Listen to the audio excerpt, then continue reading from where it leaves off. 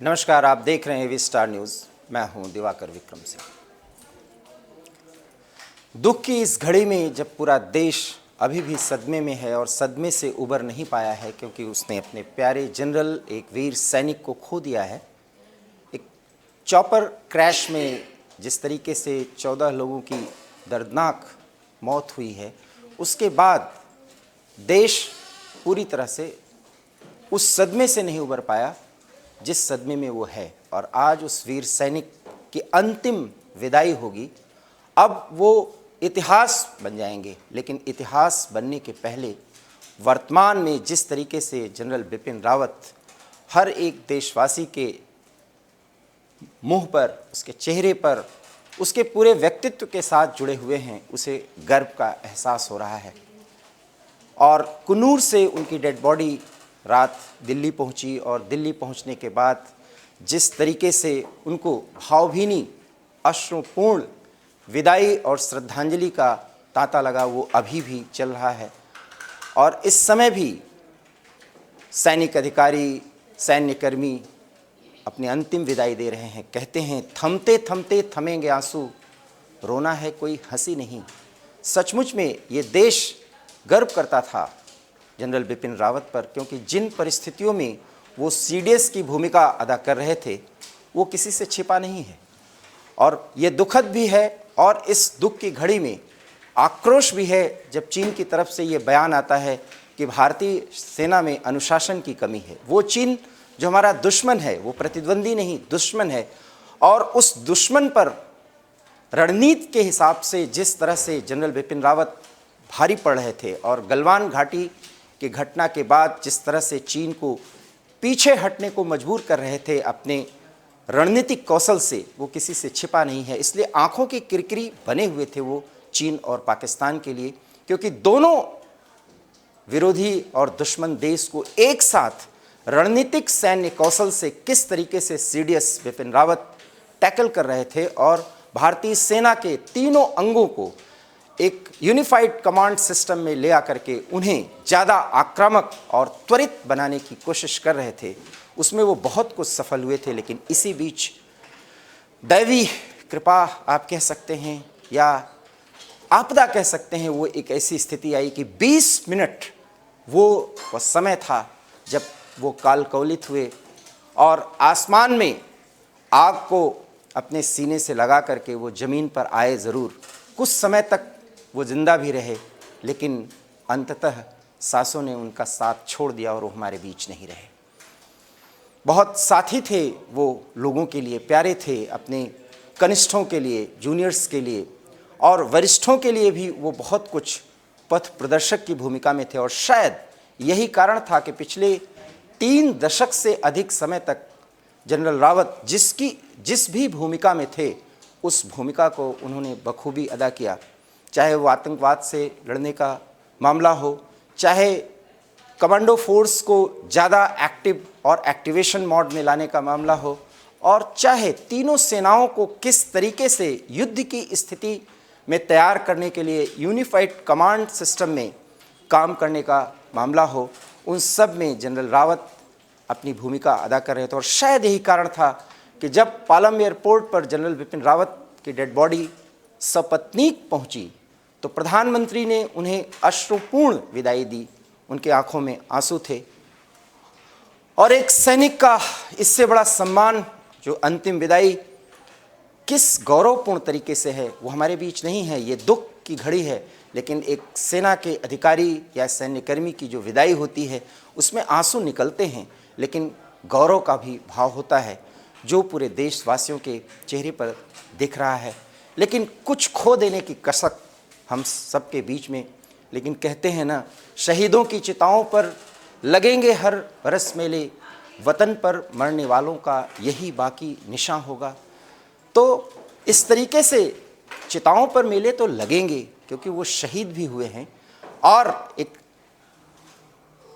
आर्थिक मामलों के साथ साथ वो सैन्य मामलों के जानकार थे। और इसलिए चीन की विस्तारवादी नीतियों का जिस तरीके से सैन्य अंदाज में वो विरोध कर रहे थे कि कैसे चीन को उसके विस्तारवादी नीति के तहत ही घेर लिया जाए, ये भी वो जानते थे। और शायद यही कारण है कि जहां पाकिस्तान DGISPR की तरफ से उन्हें ट्रिब्यूट दिया गया, भावभीनी श्रद्धांजलि दी गई और कहा गया कि गौरवपूर्ण तरीके से एक सैनिक को सैल्यूट, ये DGISPR पाकिस्तान की तरफ से ये ट्रिब्यूट दिया गया है जनरल बिपिन रावत को।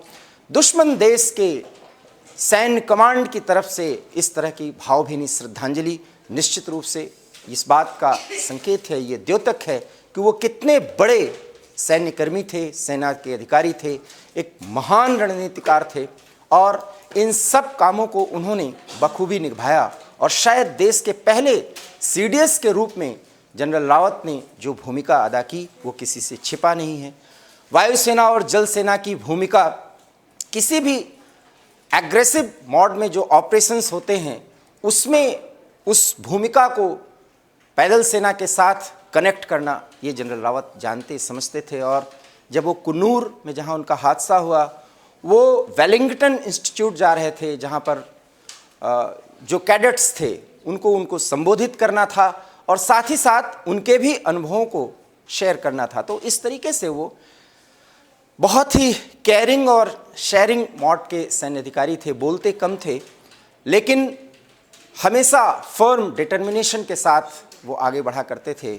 और जैसा कि विस्टार न्यूज़ में कर्नल शैलेंद्र जो अपनी बात रख रहे थे और जनरल बिपिन रावत के बहुत नज़दीकियों में से एक हुआ करते थे, वो बोला करते थे कि यार कोई समस्या हो तो उसको बताइए क्योंकि हमें आगे बढ़ना है। जनरल रावत को पीछे जाना सेना के सिद्धांतों के खिलाफ लगता था और शायद यही कारण था कि जब भी कोई माफ़ करिएगा कोई ऑपरेशन हुआ करता था तो जनरल रावत अपने उस सैन्य टुकड़ी के बिल्कुल छोटे से अधिकारी से यही बोलते थे कि पीठ दिखा करके भागना नहीं, या तो मारना और या तो शहीद हो जाना। तो शहीद होना भी उनके लिए खेल था और शायद यही कारण था कि जब चॉपर क्रैश हुआ है, उस घटना स्थल पर जब पहला व्यक्ति पहुंचा तो उसने सिर्फ यही सुना कि उन्होंने हिंदी में इतना कहा, मैं जनरल रावत, और उसके बाद इतनी वेदना और उस दर्द से वो कराह रहे थे, सिर्फ इतना बोल पाए कि मेरा निचला हिस्सा पूरी तरह से चोटिल हो गया है। एक सैन्य अधिकारी अपने उस स्थिति में जब वो मरने के बिल्कुल कगार पर हो, जब उसकी सांसें उसका साथ छोड़ रही हों, तब भी वो जीवन के प्रति कितना आश्वस्त होता है। ये पॉजिटिव थिंकिंग ही एक सैन्य अधिकारी या सेनाकर्मी का सबसे बड़ा सिद्धांत है जो उसको उसके प्रारंभिक शिक्षा दीक्षा में दिया जाता है। और इसलिए कम से कम चीन को ये बताना पड़ेगा कि भारतीय सेना अनुशासन के ही कारण पूरी दुनिया में जानी जाती है और तमाम उन देशों में शांति के लिए चलाए जा रहे किसी भी ऑपरेशंस का मुद्दा रहा हो या श्रीलंका जैसे देश में LTT के खिलाफ कार्रवाई करने का कोई मामला रहा हो, और चाहे आतंकवाद से जुड़े किसी भी ऑपरेशंस में भारतीय सेना के टुकड़ी के शामिल होने का मामला हो, सेना ने सिर्फ अपने अनुशासन की कीमत पर, उस जज्बे पर बहुत कुछ हासिल किया और पूरी दुनिया के लिए एक नज़ीर पेश करने का काम किया है भारतीय सेना के। और उस सेना के एक बड़े अधिकारी, क्योंकि वो जनरल के तौर पर रिटायर्ड हुए, उसके बाद देश के पहले CDS बने और पहले CDS की कुछ ही सालों की उस भूमिका में वो एक यूनिफाइड अम्ब्रेला कमांड के तहत भारतीय सेना के तीनों अंगों को एक साथ कनेक्ट कर पाए थे और कई ऐसे बेसिस बनाए जा रहे थे जहां पे संयुक्त कमांड किस तरीके से ऑपरेटिव हो, किसी ऑपरेशंस के प्रति उसका आग्रह हो, इसके बारे में भी उन्होंने बताया, समझाया था। और वो साथ ही साथ सैन्य मामलों पर शिक्षा भी दिया करते थे, मतलब उसको बताते थे, बाकायदा एलेबोरेट करते थे, उसका डिस्क्रिप्शन भी बताया करते थे। तो सेना के किसी भी क्षेत्र की कार्रवाई का जहाँ तक मुद्दा हो, जनरल रावत जानते थे। मौत से उनका सामना कई बार हुआ। एक दौर था, एक समय था जब वो असम में इसी तरह के एक दुर्घटना के शिकार हुए थे, लेकिन तब जिंदगी ने उनका साथ दिया और अंत में सांसों ने उनका साथ छोड़ दिया। वो भी तब जब वो अपने पत्नी और कुछ बहुत ही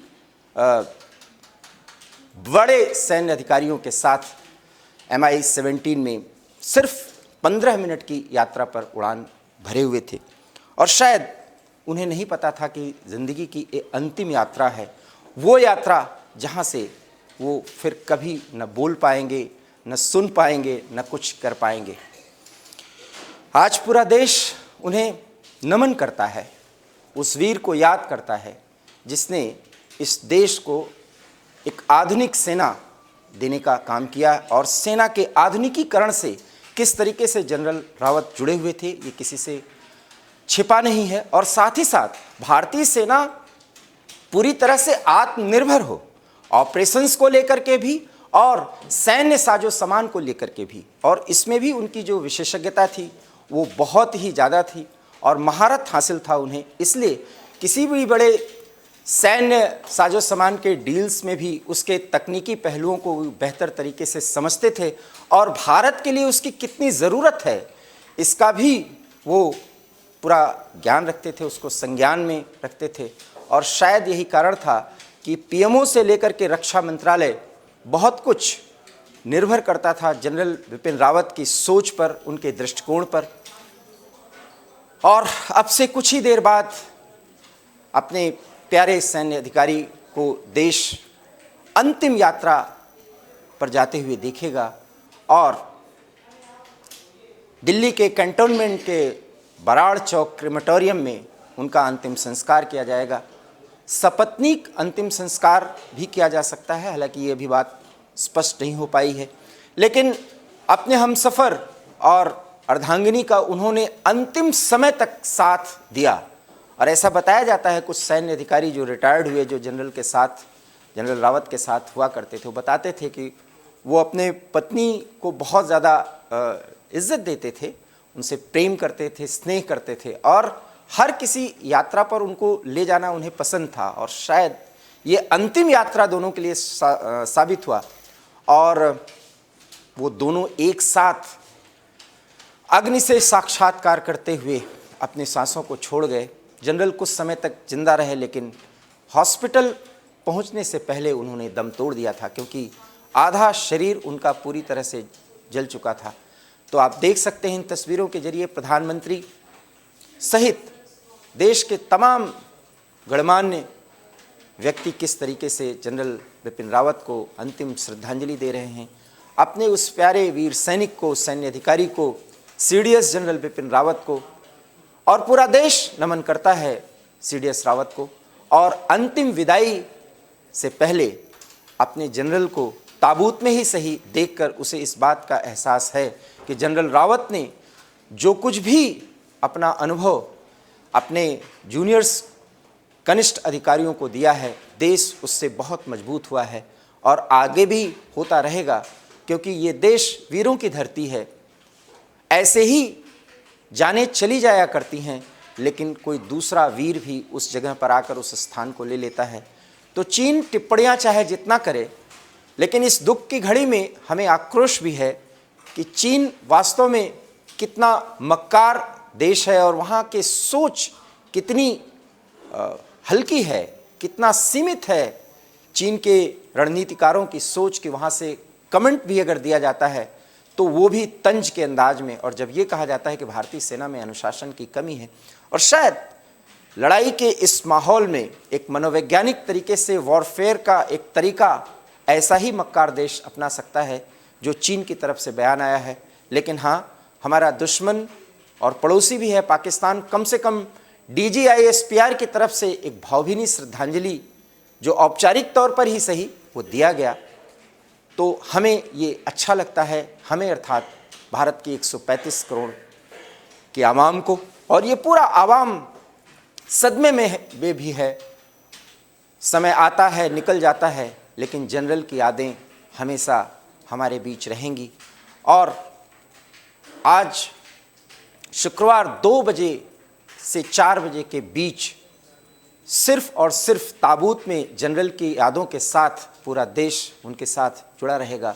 और इसके बाद पंचतत्व में विलीन हो जाएगा उनका वो शरीर जो पूरी तरह से एक हादसे में क्षत विक्षत और जल गया था। लेकिन जनरल पंचतत्व में विलीन होने के बाद भी हमारे बीच रहेंगे और ये यादें हम कभी नहीं दोबारा सोचना चाहेंगे, याद करना चाहेंगे कि कितना दर्दनाक हादसा हुआ। लेकिन वो यादें जो जनरल हमें दे गए वो हमारे बीच रहेंगी। एवी स्टार न्यूज़ अपने जनरल को, अपने प्यारे वीर सैनिक को शत शत नमन करता है, उन्हें भावभीनी श्रद्धांजलि अर्पित करता है और ईश्वर से प्रार्थना करता है कि उनके स्वजन और ये पूरा देश जल्द से जल्द इस सदमे से बाहर हो, क्योंकि एक वीर अपने मौत के बाद भी अपने लोगों के लिए बहुत बड़ा एक आधार बना रहता है। जय हिंद।